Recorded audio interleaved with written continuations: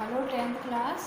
हम क्या पढ़ रहे हैं? आर्थिक विकास एवं नियोजन, अर्थशास्त्र का लेसन 1 आर्थिक विकास और नियोजन। उसके अंतर्गत हमने अभी इसके पहले क्या पढ़ा था?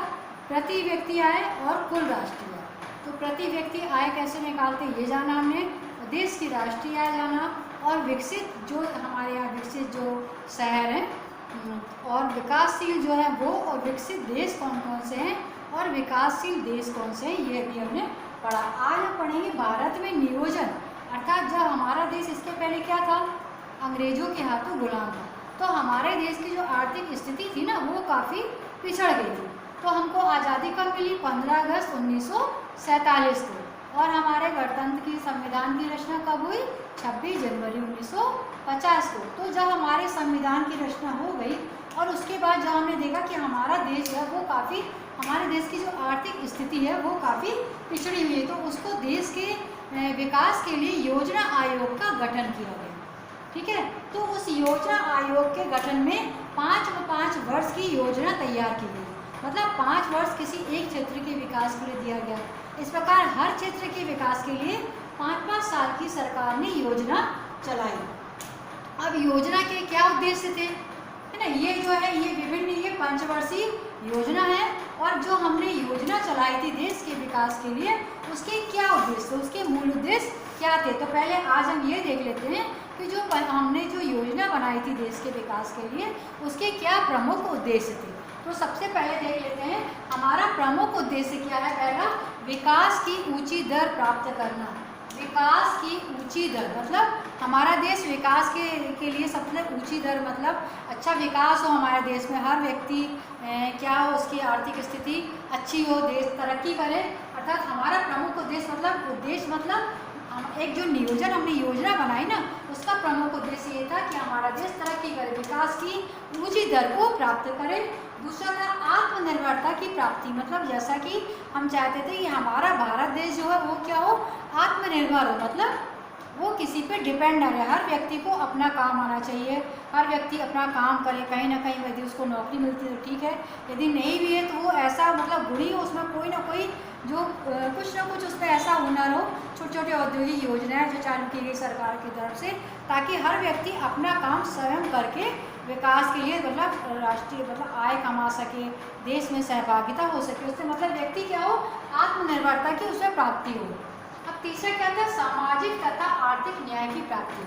मतलब सरकार ये चाहती थी कि हर देश का जो नागरिक है उसको सामाजिक मतलब वो सामाजिक मतलब अब हमारा देश क्या है, जो भी व्यक्ति रहते हैं वो सामाजिक प्राणी हैं, तो सामाजिक और आर्थिक न्याय उसको मिले। मतलब यदि वो आर्थिक दृष्टि से कमज़ोर है तो उसको मतलब बैंक के द्वारा ऋण उपलब्ध करवाने की योजना हो, ताकि वह तरक्की करे, आगे बढ़े, समाज में उसका ऊंचा स्थान हो ना। इस तरह से वो चाहते थे कि ये सामाजिक तथा आर्थिक उसमें न्याय की प्राप्ति हो। अब रोजगार के अब सरकार ये चाहती थी कि हमारे देश के में रोजगार के अवसर में वृद्धि हो, मतलब अधिक से अधिक लोगों को रोजगार, देश में अधिक से अधिक लोगों को रोजगार प्राप्त होगा तो क्या होगा, उनसे उनकी आर्थिक स्थिति अच्छी होगी, प्रति व्यक्ति आय में वृद्धि होगी, प्रति व्यक्ति आय में वृद्धि से देश की कुल राष्ट्रीय आय में वृद्धि होगी। तो वो चाहिए, इस योजना का उद्देश्य था कि हमारे देश में रोजगार के जो अवसर हो उसमें वृद्धि हो। इसके बाद आर्थिक स्थिरता, मतलब हम चाहते हैं कि हमारे देश में आर्थिक स्थिरता मतलब कि जो आर्थिक स्थिति है हमारे देश की वो क्या हो, कम ना, मतलब इसमें स्थिरता प्राप्त कर ले। कभी जैसे कुछ ऐसी परिस्थिति आए भी तो भी हमारी आर्थिक स्थिति कमजोर ना हो, अर्थात आर्थिक स्थिरता की प्राप्ति। अब जीवन स्तर वृद्धि, मतलब प्रति व्यक्ति जब आय में वृद्धि होगी तो क्या होगा, उससे लोगों के जीवन स्तर में वृद्धि होगी। जब लोगों की प्रति व्यक्ति आय बढ़ेगी तो उससे लोगों के जीवन स्तर में वृद्धि होगी। तो ये हमारे योजना का उद्देश्य था कि हर व्यक्ति का जो जीवन स्तर हो वो क्या हो, अच्छा हो, मतलब वो अच्छे से उसकी मतलब अच्छे उसकी कमाई हो, अच्छा वो कमाता हो, हर घर मतलब कोई ना कोई इसमें कमाने वाला, मतलब उसकी आर्थिक स्थिति अच्छी रहे और जिसका जीवन स्तर अच्छा रहे। अब सामाजिक कल्याण को बढ़ाना, मतलब समाज के कल्याण के लिए जो काम किए जाते हैं, जैसे कि आंगनवाड़ी योजना, जिसमें छोटे बच्चों को, गर्भवती महिलाओं को पूर्ण आहार मतलब पौष्टिक आहार का वितरण दिया जाना, बच्चों को पोलियो की दवा पिलाया जाना, मतलब स्वास्थ्य से संबंधित जो स्वास्थ्य समाज से संबंधित जो सेवा होती है, जैसे कि अनिवार्य शिक्षा है ना, छोटे बच्चों की अनिवार्य शिक्षा हो, उसमें हर बच्चा है जो कभी किसी गरीबी की वजह से ऐसा ना हो कि वो पढ़ ना पाए, मतलब उसको अनिवार्य शिक्षा मिले, भोजन की व्यवस्था हो, ताकि ऐसा ना हो कम से कम वो भोजन के लालच से ही स्कूल में जाए तो उसको भोजन मिलेगा। तो हर व्यक्ति हर व्यक्ति जो क्या करे, मतलब उसका समाज में उसका कल्याण हो, सामाजिक कल्याण में इस प्रकार उसकी वृद्धि हो। मतलब सामाजिक कल्याण के जो कार्यक्रम जो लागू किए जाएंगे तो देश में हर व्यक्ति का कल्याण होगा, सामाजिक कल्याण को बढ़ाना। अब गरीबी उन्मूलन आदि, गरीबी के उन्मूलन के लिए गरीबी रेखा कार्ड इत्यादि बनवाना, उसके अंतर्गत जो अत्यंत गरीब लोग हैं तो उनको राशन की व्यवस्था करना, हर माह उनको एक निश्चित राशि पर क्या कम से कम राशि पर, या कि कुछ योजना ऐसी होती जिसमें जो गरीबी रेखा के नीचे जो होते हैं उनको मुफ्त राशन की व्यवस्था करना और कम से कम मूल्य पे चीज़ों का वितरण करना, जैसे कि शक्कर है, चाय पत्ती है, मिट्टी का तेल है, गेहूं है, चावल है, इस तरह की चीज़ें का बंटवारा, मतलब उनको बांटना ताकि गरीबी का उन्मूलन, गरीबी देश में कम हो। तो ये हमारी जो योजना तैयार की गई थी उसके ये प्रमुख उद्देश्य है। अब जो हमारी पंचवर्षीय योजना तैयार की गई है वो योजना कब से कब तक थी, इसके बारे में ध्यान दीजिएगा। हमारी प्रथम पंचवर्षीय योजना, जो हमारा देश कब आज़ाद हुआ 15 अगस्त 1947 को, और हमारे यहाँ संविधान कब लागू हुआ 26 जनवरी 1950 को। तो 1 अप्रैल 1951 से 31 मार्च 1956 तक की प्रथम पंचवर्षीय योजना लागू की गई। अब द्वितीय योजना जो थी वो अब जैसे 56 में ये प्रथम पंचवर्षीय योजना खत्म हुई, तो द्वितीय पंचवर्षीय योजना 1 अप्रैल 1956 से 31 मार्च 1961 तक समाप्त। मतलब जैसे हर पंचवर्षीय योजना में किसी न किसी चीज़ के उद्योग को बढ़ावा दिया गया। जैसे कि प्रथम पंचवर्षीय योजना में कृषि को ले लिया, तो कृषि उद्योग को बढ़ावा देने के लिए कृषि से संबंधित सभी कार्य को किया गया ताकि कृषि के क्षेत्र में वृद्धि हो। फिर दूसरा सड़क यातायात संबंधी कार्य ले लिए, तो यातायात के क्षेत्र में हमारा मतलब कि हर गांव, हर शहर, हर जिले को सड़कों से जोड़ना, क्योंकि जब तक वो सड़क से नहीं जोड़ेंगे तब तक देश का विकास नहीं होगा। तो ऐसे हर पंचवर्षीय जो योजना चालू की गई उसका उद्देश्य मेन यही था कि देश का विकास करना, किसी न किसी एक क्षेत्र को लेकर देश का विकास करते जाना। और द्वितीय योजना 1 अप्रैल 1956 से लागू हुई और कब तक चली 31 मार्च 1961 तक। इसी प्रकार तृतीय योजना जो है 1 अप्रैल 1961 से लागू हुई और 1 अप्रैल 1966 5 वर्ष तक लागू हुई। इसी प्रकार कृषि क्षेत्र, उद्योग क्षेत्र, यातायात क्षेत्र, परिवहन क्षेत्र, सड़कें बनवाना, मतलब अलग अलग क्षेत्रों पे विकास के लिए कार्य किए गए। अब 3 जो है बीच में तृतीय योजना के बाद 3 एक वर्षीय योजना चालू की गई थी, जो कि 1 अप्रैल 1966 से 31 मार्च 1969 तक लागू की गई। मतलब एक वर्ष से 66 तक तो वो योजना तृतीय खत्म हुई, फिर 67, 68, 3 साल एक साल की ये योजना लागू की गई बीच में। इसके बाद चतुर्थ योजना जो है वो हमारी चालू हुई 1 अप्रैल 1969 से 31 मार्च 1974 तक लागू की गई। अब फिर इसका पांचवी योजना जब 74 से 1 अप्रैल 1974 से 31 मार्च 1979 तक लागू की गई। इसके बाद बीच में 1 वर्ष का अंतराल लिया गया, अर्थात 1 अप्रैल 1969 से 31 मार्च 1980 तक कुछ काम नहीं किया गया, 1 वर्ष का बीच में गैप लिया गया। इसके बाद जब छठवीं योजना जो है वो 1 अप्रैल 1980 से 31 मार्च 1985 तक लागू की गई।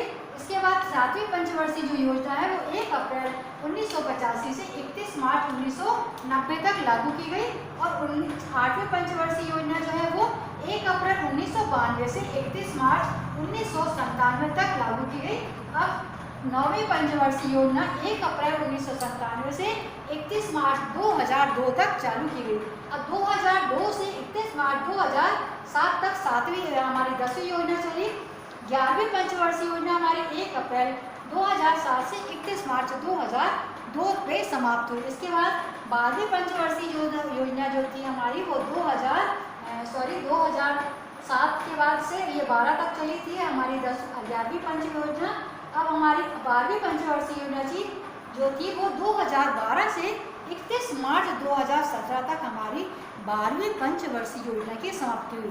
तो आपको परीक्षा में बीच में आता है कि 6वीं पंचवर्षीय योजना का जैसे कि कार्यकाल कितने समय से कितने समय तक था, तो 6वीं पंचवर्षीय योजना का क्या लिखेंगे 1 अप्रैल 1980 से 31 मार्च 1985 तक।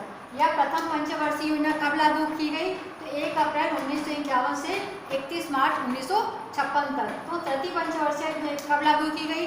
1 अप्रैल 1961 से 31 मार्च 1966। इस प्रकार परीक्षा में कोई भी पंचवर्षीय योजना के बारे में कभी भी कब तक लागू की गई, कब से कब तक लागू की गई, ये पूछ लिया जाता है। तो ये हमारी है, किसी भी क्षेत्र के विकास के लिए सरकार ने 5-5 साल की योजना तैयार की गई थी उस क्षेत्र के विकास में बढ़ावा देने के लिए। इसको हम पंचवर्षीय योजना कहते हैं। तो ये है हमारी पूरी पंचवर्षीय योजना, जिसको आप अपनी कॉपी में लिख लीजिए। हमारी पंचवर्षीय जो योजना चालू की गई थी उसके प्रमुख उद्देश्य ये थे। सबसे पहला था हमारा प्रथम योजना का उद्देश्य कि हमारा देश विकास की ऊंची दर को प्राप्त करे। दूसरा, आत्मनिर्भर, हमारा देश आत्मनिर्भर बने, आत्मनिर्भरता की प्राप्ति हो। तीसरा, सामाजिक तथा आर्थिक न्याय, देश में रहने वाले हर व्यक्ति को सामाजिक न्याय मिले, मतलब आर्थिक दृष्टि से सामाजिक से न्याय की प्राप्ति हो। और उसके रोजगार के अवसरों में देश में, हमारे देश में इतना अधिक रोजगार हो कि किसी भी व्यक्ति को बेरोजगार ना रहना पड़े। आर्थिक स्थिरता की हमारे देश में प्राप्ति हो, मतलब पूंजी की, मतलब ऐसी स्थिति हो कि हमारा देश आर्थिक रूप से स्थिर रहे।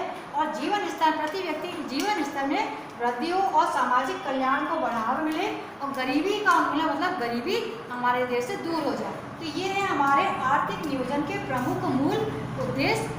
और हमारी है ये विभिन्न पंचवर्षीय योजना। तो आपको अपनी कॉपी में भारत की के नियोजन के प्रमुख उद्देश्य लिखना है और हमारी जो पंचवर्षीय योजना है उनको भी उसी तरह से अपनी कॉपी में आपको लिख लेना है, क्योंकि ये बहुत IMP है। परीक्षा में हर साल कोई ना कोई योजना के बारे में आपको पूछा जाता है। तो आज के लिए हम इतना ही पढ़ेंगे, आज इतना ही। आप लोग एक बार फिर से हम मूल उद्देश्य दोहरा देते हैं। विकास की उचित दर प्राप्त करना, दूसरा आत्मनिर्भरता की प्राप्ति, तीसरा सामाजिक या आर्थिक न्याय की प्राप्ति, चौथा रोजगार के अवसरों में वृद्धि, पांचवा आर्थिक स्थिरता की प्राप्ति, छठा जीवन स्तर में वृद्धि, सातवां सामाजिक कल्याण को बढ़ावा और आठवां गरीबी उन्मूलन कार्यक्रम, गरीबी को दूर करने के कार्यक्रम जो सरकार ने लागू किए हैं। और ये विभिन्न पंचवर्षीय योजना जिनको आप अपने कॉपी में लिख लीजिए। तो आज के लिए बच्चों इतना ही, इसके आगे का हम फिर नेक्स्ट वीडियो में आपको पढ़ाएंगे।